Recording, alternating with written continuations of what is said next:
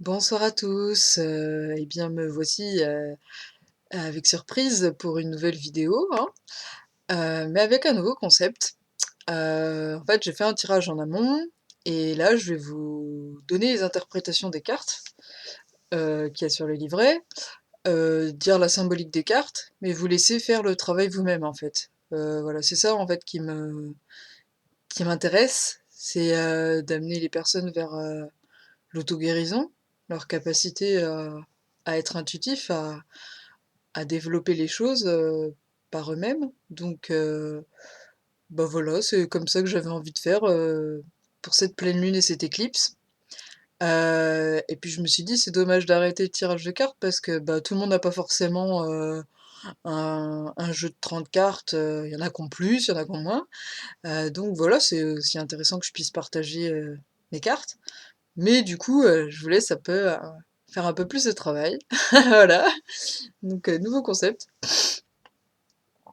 Et puis voilà, bon, bah du coup, au niveau des cartes, les premières, c'est l'oracle de Béline, hein. Donc je peux vous les montrer au fur et à mesure si vous voulez. J'ai l'oracle de Béline pour le début, donc c'est vraiment pour vous aider à faire un état des lieux. Donc c'est un tirage en croix. Donc, je vous dirai à quoi ça correspond à chaque fois pour vous aider à interpréter. Ensuite, il y a les cartes des planètes. Alors là, c'est vraiment pour voir un peu l'influence des planètes autour de la Lune, côté astrologique.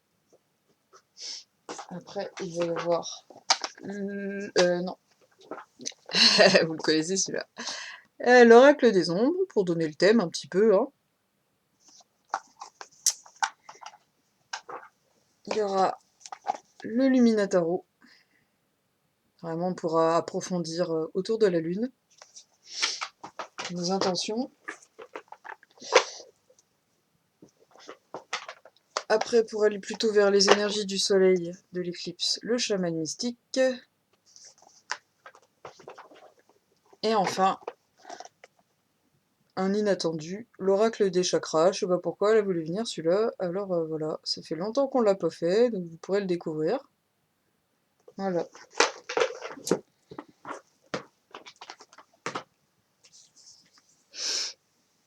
Alors, pour Béline, j'ai fait un tirage en croix. Donc la première carte, elle va correspondre à ce qui est en notre défaveur. Donc là, je vais beaucoup plus décrire les cartes et leur symbolique. Et je vais regarder les interprétations en même temps que vous, hein. J'ai rien préparé à l'avance. Donc je suis tombée sur la grâce à l'envers, pour ce qui est en notre défaveur. Donc là, hein, si on la met à l'endroit, c'est un oiseau qui descend du ciel, qui ressemble à une colombe, hein. Donc c'est souvent le symbole de paix. Et là, elle est à l'envers. Donc là, on voit un peu comme une pyramide, et là, une pyramide inversée. On pourrait penser au féminin. Et la planète, euh, je confonds toujours les planètes. Je me demande si c'est pas Uranus, celle-là. Bref, vous irez voir. Donc la grâce. Alors qu'est-ce qui pourrait être en défaveur autour de la grâce? On voit de la lumière aussi tout autour de la pyramide et de l'oiseau. Voilà. Là, l'oiseau, c'est comme s'il remontait. Alors il y a l'élément air, il y a la forme, les couleurs qui peuvent vous aider, la planète qui est liée, hein. Voilà. En notre faveur, on a l'étoile de l'homme. Donc, ce qui est marrant, c'est que l'étoile et l'homme sont reliés. L'homme, c'est souvent symbolisé par le soleil, en tout cas dernièrement dans notre inconscient collectif. Et là, on voit une espèce de contraste au niveau de l'étoile, qui a 6 branches. On voit donc l'énergie du masculin, on peut penser à ça. Donc voilà, en notre faveur, Puis ce qui est drôle, c'est que l'homme, il est vraiment représenté avec des attributs qui font penser à l'Antiquité. On peut penser au judaïsme même.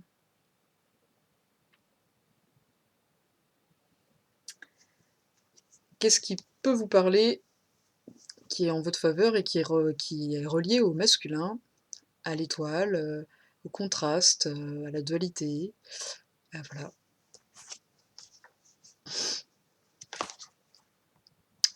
Alors, dans le point d'intégration, donc on a est-ce que j'ai dit le... Oui, non, bah non, c'est une carte majeure, il n'y a pas de... Donc là, on a la maladie.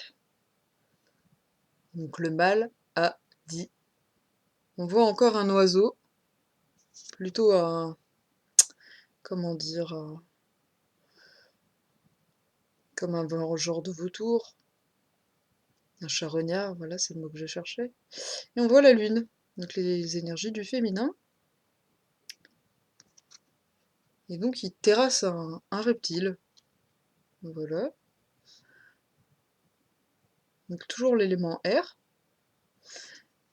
Et au niveau de l'intégration, qu'est-ce qui vous parle autour de la maladie? Alors faut pas toujours voir la maladie comme quelque chose de négatif, c'est comme une émotion, c'est un indicateur, une alarme. C'est le corps qui essaie de trouver des solutions par rapport à un changement qu'il a vécu. Alors voilà, qu'est-ce qui vous parle là-dedans, hein, dans même cette visualisation, hein? On voit quelque chose qui prend une autre chose. Voilà, hein. Puis la symbolique de l'oiseau, l'air qui maîtrise la terre, hein, le mental qui maîtrise peut-être le corps. Ça peut symboliser ça. Alors, ensuite, au niveau des énergies des forces du haut, on a Vénus, donc c'est la planète de l'amour, hein. La table, donc on voit hein, les éléments de table, alors surtout des vases, donc ça représente quand même encore le féminin. Ça fait penser au Graal éventuellement, hein. Le Graal, certaines fois on le relie au sang du Christ. Là je suis vraiment dans la symbolique, hein. Je n'interprète pas, je ramène des connaissances du savoir autour des symboles. Et les symboles, ils sont très très reliés à notre inconscient collectif. Et après, je vous le partage, à vous de faire de ces symboles ce que vous voulez. Il y en a trois. Ça peut faire penser aussi à la Trinité. Ils ont des tailles différentes, des couleurs complémentaires. Voilà. Qu'est-ce qui pourrait nous faire penser à la table? Alors moi, je pense tout de suite au banquet de Platon. Il y a le banquet d'Odin aussi, pourquoi pas. Ah, voilà. Tourcal, les forces du haut. Mettre les pieds sous la table. Mettre carte sur table aussi. Il peut y avoir des expressions comme ça hein, qui peuvent nous aider à interpréter. À vous de voir ce qui vous parle. Si vous en avez d'autres en tête, hein, n'hésitez pas. Et ensuite, le résultat, on a le soleil. Donc là, on a vraiment le point d'intégration, c'est la lune, et le résultat, c'est le soleil. C'est une énergie solaire. Donc la lune, c'est vraiment la réception, et le soleil, l'action. Donc c'est une certaine logique quand même. Et on a la nativité, donc la naissance, la renaissance, la transformation. Voilà. Ça peut symboliser aussi, pourquoi pas Noël, hein, on n'est pas loin de la période de la nativité. C'est à cette période-là aussi, pour les païens, vous fêtez l'arrivée de l'hiver, d'aller chercher la lumière en soi. La naissance, ça peut être celle d'un projet, d'un enfant, de l'énergie en soi, ça peut être plein de choses différentes, hein. À vous de voir à quoi ça peut correspondre pour vous.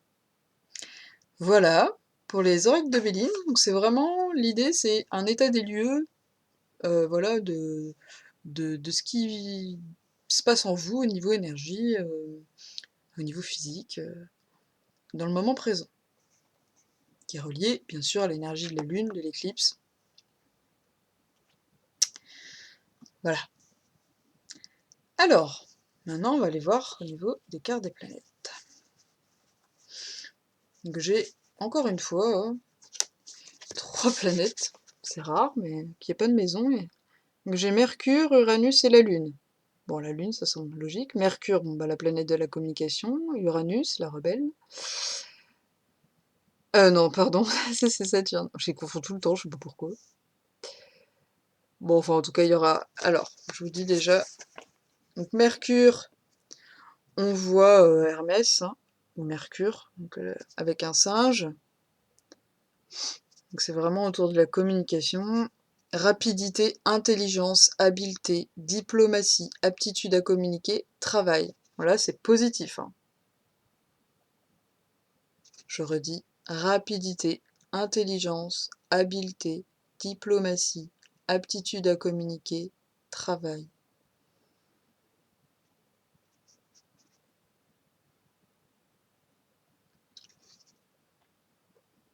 La Hermès avec ses ailes, hein, ça représente effectivement la rapidité, le coursier, hein, avant c'était ça, hein, il n'y avait pas de, il y avait pas de mail, donc avant qu'il y ait le facteur, il y avait le coursier qui était rapide pour passer un message à un autre. Donc à voir si c'est sur le plan physique ou éthérique. Le singe qui parle avec son pouce là, c'est peut-être l'évolution. Voilà, l'intelligence. Voilà. On a Uranus négatif, alors on voit la tour de Babel. Utopie, fanatisme, catastrophe, exagération, désordre et rupture. Ça nous rappelle un petit peu ce qui se passe actuellement dans le monde, hein. L'influence d'Uranus n'est pas franchement positive à l'heure actuelle. Elle a tendance à accentuer ça. Donc à vous de voir si ça vous parle par rapport à vous-même. Après, je vais vous montrer les liens entre les planètes, hein, bien évidemment. Et on a la Lune positive. On voit la Lune, donc, avec un signe, c'est la grâce. On retrouve la grâce. L'intuition, le féminin. L'eau aussi, qui est l'intuition. Un lien avec l'eau, le ciel, la terre. Vraiment l'unité. Alors, instinct, sagesse féminine, maternité, naissance, changement, eau, enfance. Donc on retrouve l'idée de naissance. Donc déjà, ça donne un bon point de vue.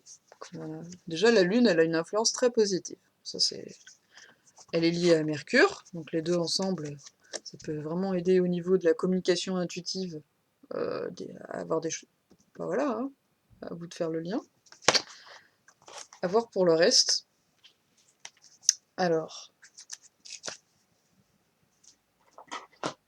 hop.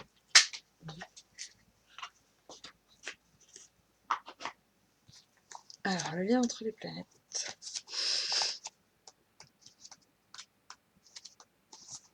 Oh. Planète positive. Alors, Mercure et la Lune. C'est ça, Mercure et la Lune, positif, c'est capacité à exprimer ses sentiments. Ensuite, Uranus et Mercure, donc Uranus qui est négative et Mercure positive. Donc Mercure va sûrement aider à alléger un petit peu ce qui se passe au niveau d'Uranus grâce à la communication. Alors, les deux ensemble.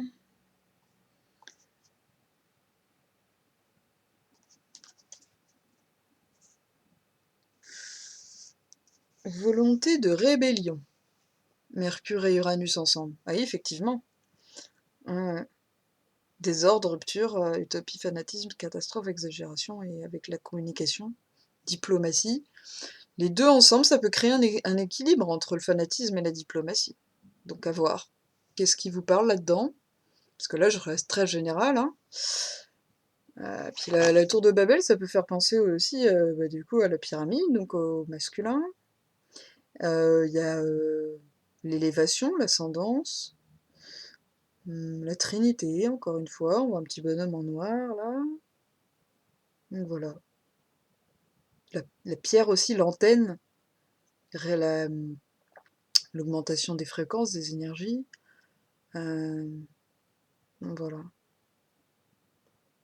Ça fait penser au dogme aussi, à l'enfermement dans les carcans, des choses comme ça. À vous de voir. Et ensuite, Uranus et la Lune.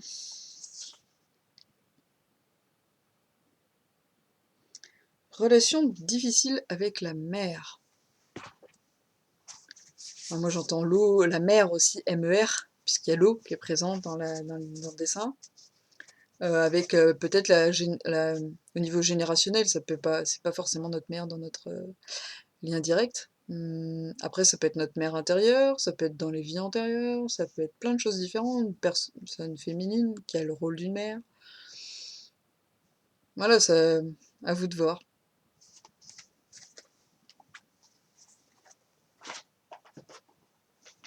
Donc maintenant, on va approfondir un peu plus le thème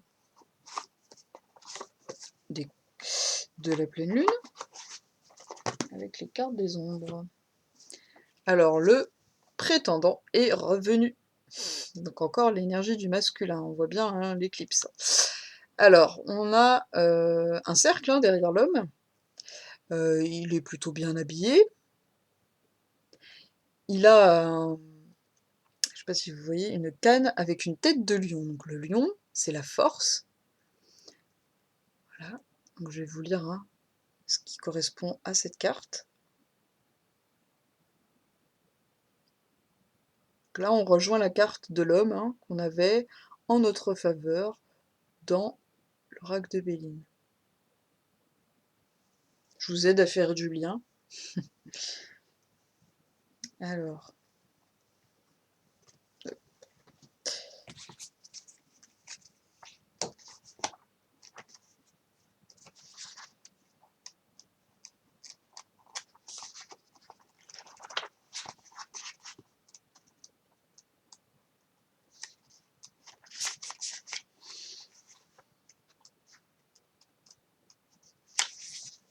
les mots-clés du prétendant.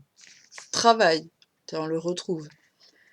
Vaillance, projet, concret, puissance, protection. Donc là, c'est les valeurs du masculin au niveau positif, qui est bon pour nous. Voilà. À vous de voir comment vous le voyez. Là, c'est vraiment l'énergie dominante, le masculin positif. Voilà. Travail, vaillance, projet, concret, puissance, protection.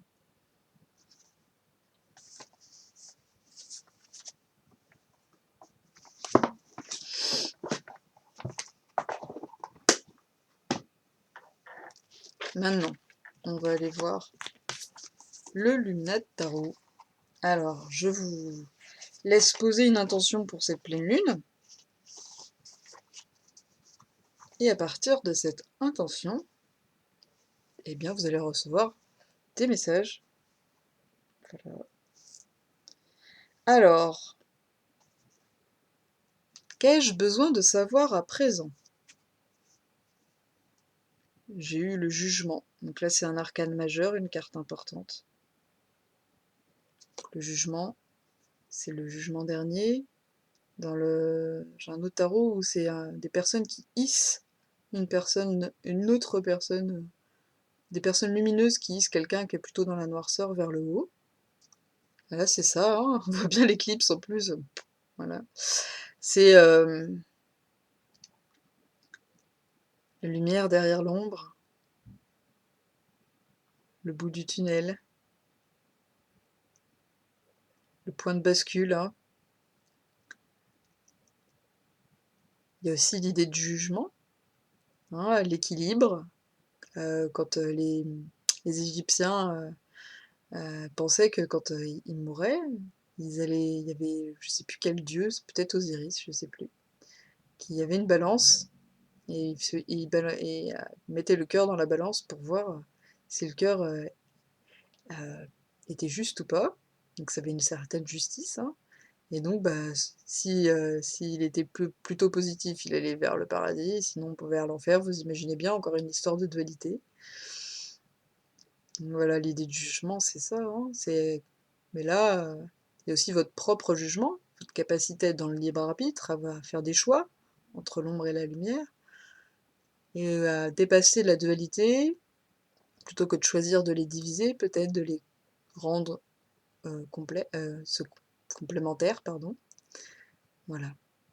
À vous de voir, qu'est-ce que vous avez envie de voir derrière ces différentes définitions de jugement. Ah, il y a aussi le jugement, hein, qu'on porte aux autres. Voilà. Puis toujours ce cercle, hein, qui symbolise l'unité. Voilà. Ensuite, pour répondre à quelle action dois-je mener? J'ai le chevalier de coupe. Donc la coupe, c'est l'eau, hein. Toujours l'énergie de l'intuition, le cercle, l'unité. On voit le serpent, donc l'ouroboros, ce serpent qui se mord la queue. C'est l'idée de transformation, de réincarnation, de changement. On voit encore la lune, avec l'intuition, l'énergie du féminin, avec un homme devant quand même, un jeune homme, qui est assis sur une pierre, chevalier de coupe. Voilà. Alors lui, je le connais pas bien, je vais aller regarder pour vous épauler un petit peu quand même, vous dire son nom. De l'audace dans votre amour, le chevalier de coupe. Et le jugement, utilisez votre jugement et votre pouvoir supérieur pour servir et non détruire. Voilà. Donc le jugement, c'était plutôt qu'est-ce que j'ai besoin de savoir à présent. Donc c'est utiliser votre jugement et votre pouvoir supérieur pour servir et non détruire. Ça, c'est ce que le livret amène. Ensuite, l'action à mener, de l'audace dans votre amour. L'amour, faut le voir avec un grand A, partage, échange. Voilà. L'envie de s'unir, l'unification. J'ai entendu récemment quelqu'un qui disait, quand on acquiert un savoir, on est responsable, on acquiert aussi la responsabilité avec de le partager. Je trouvais ça assez pertinent, j'aime beaucoup ça. C'est quand on est dans l'amour, tout de suite on a envie de partager les choses. On se sent tellement connecté qu'importe comment ça va résonner, voilà. Et ensuite, que dois-je abandonner? Je suis tombée sur le chariot. C'est la réussite.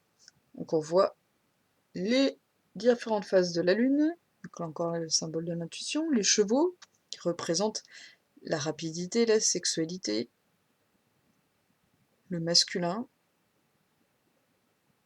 donc un petit contraste encore, même un gros parce qu'on voit bien blanc et noir quand même. Et le chariot il est invisible, hein. On le voit pas. Ça c'est drôle sur ça.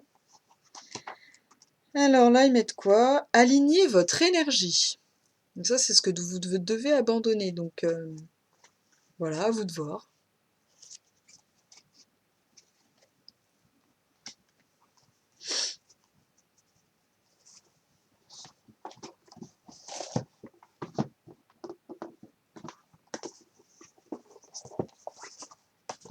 Je marque des petites pauses parce que du coup, vu que j'interprète pas, ça vous laisse le temps un peu de réfléchir. Alors ensuite, on a la roue de la médecine.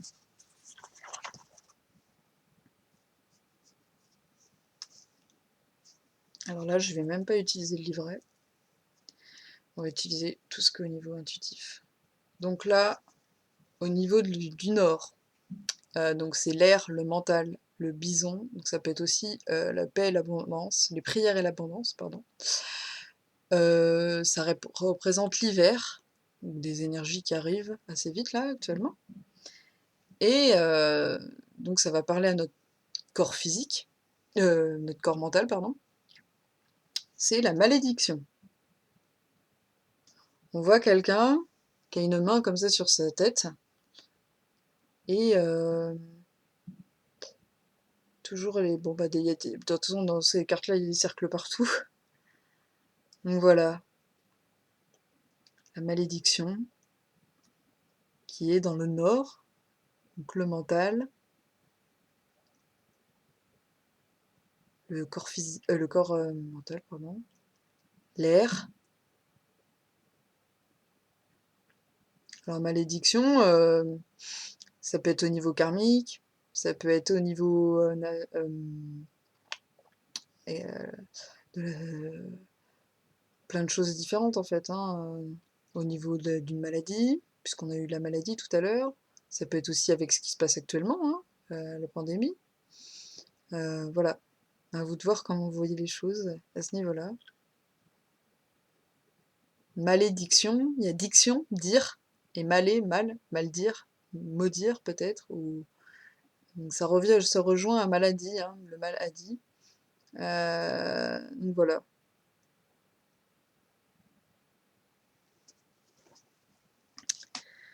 Dans les énergies de l'Est, du printemps, donc du changement, hein, de l'épanouissement, non, ouais, enfin en tout cas de la floraison, on a le faiseur de pluie.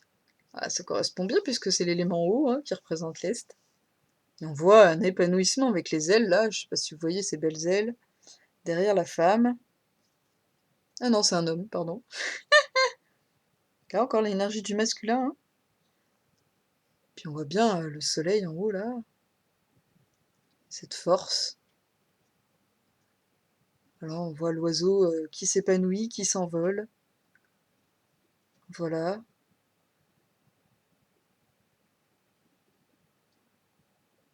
Le faiseur de pluie, donc l'énergie de l'eau, l'intuition, liée à la force, à l'envol. À vous de voir. Voilà. C'est lié aux émotions, corps émotionnel. Alors, pour l'été, donc les énergies du sud, on a le feu, c'est son élément. Ça tombe bien. Voilà. Donc là, c'est euh, euh,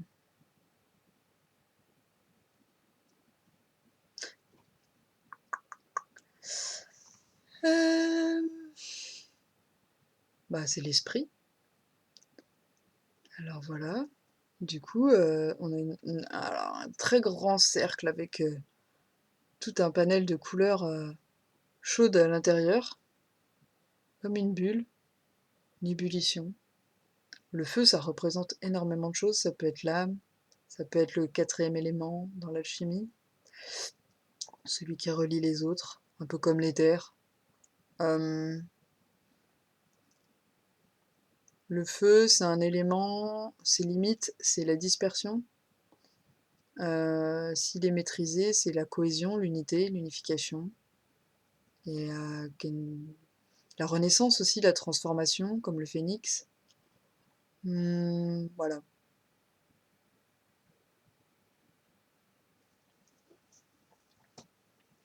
Et pour finir, on a les énergies de l'automne, donc actuelles, hein, de l'ouest.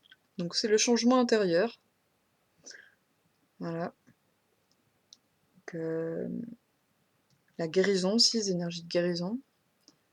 Le sud, c'était le loup, donc c'est la maîtrise de soi. Le printemps, c'était l'aigle, donc l'envol, ça tombait bien. Et là, on est sur l'ours, la guérison.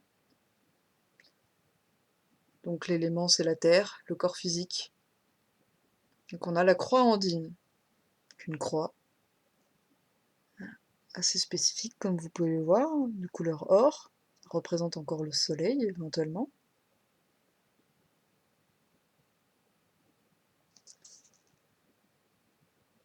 Les Andes, hein, c'est l'Amérique du Sud, Chili, cordillère des Andes. On voit des dessins mayas, ça peut-être représente des cycles, Aurora 1.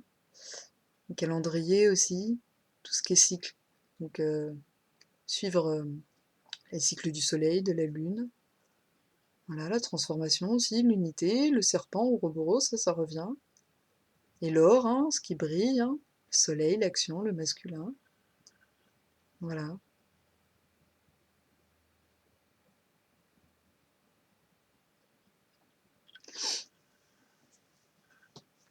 Et pour finir,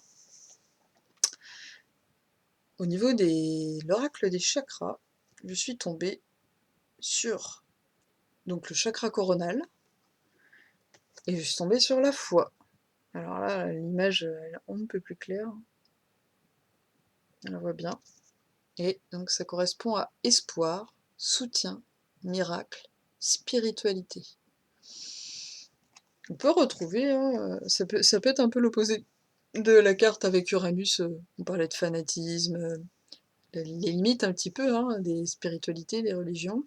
Et là, l'inverse, l'avantage, quand on, on ne l'utilise pas comme une fuite, l'énergie du ciel, voilà, quand on apprend à lâcher prise, à avoir foi, et grâce à l'ancrage, l'incarnation, l'acceptation d'être dans un corps physique, après on peut plus facilement aller vers les énergies du ciel pour élargir notre conscience et matérialiser ça ensuite.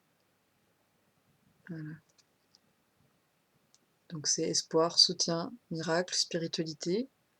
N'oubliez pas, hein, le premier soutien dans votre vie, c'est vous-même, votre âme. La foi, c'est le lâcher-prise. Il y a aussi peut-être euh, le foie, le viscère, hein, l'organe. Voilà. Ou ça peut être d'autres choses. La lumière avec les mains, hein. Voilà. Il y a aussi le pardon qui peut être lié à ça. Voilà, je vous laisse réfléchir à ça. Donc le chakra coronal, hein, pour ceux qui ne connaissent pas forcément.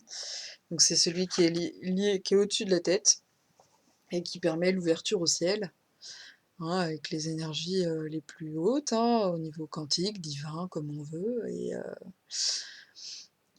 c'est vraiment celui qui nous permet d'être le plus proche de ce qu'on peut appeler la source ou tout ce qui permet l'unité. Voilà. Donc, sa couleur, c'est le violet très clair, le blanc, le doré, l'or. Voilà, la plupart du temps. Et ben voilà, c'est fini pour ce tirage. J'espère que le nouveau concept vous plaira. Je trouve ça marrant, moi, de faire différemment et de pas trop imposer les choses et de juste de partager, échanger et voilà, vous laisser faire la suite. Parce que je pense qu'on a tous des chemins différents, donc voilà. Bah, je vous dis à bientôt pour les énergies de la nouvelle lune et éventuellement d'autres vidéos. Les podcasts, ça viendra sûrement plus tard quand même, parce que j'ai vraiment besoin de retravailler les choses plus profondément. Et puis à côté, je prépare beaucoup de choses autour de l'hypnose régressive, donc ça me prend du temps. Ça viendra, les vidéos vont arriver, il y a déjà des enregistrements qui sont là, mais il me faut le temps voilà, de demander les autorisations. Enfin, il y a plein de choses à faire, voilà. Je vous embête pas avec tout ça. On est à 33 minutes, on va en rester là. Gros bisous, plein d'amour et à bientôt.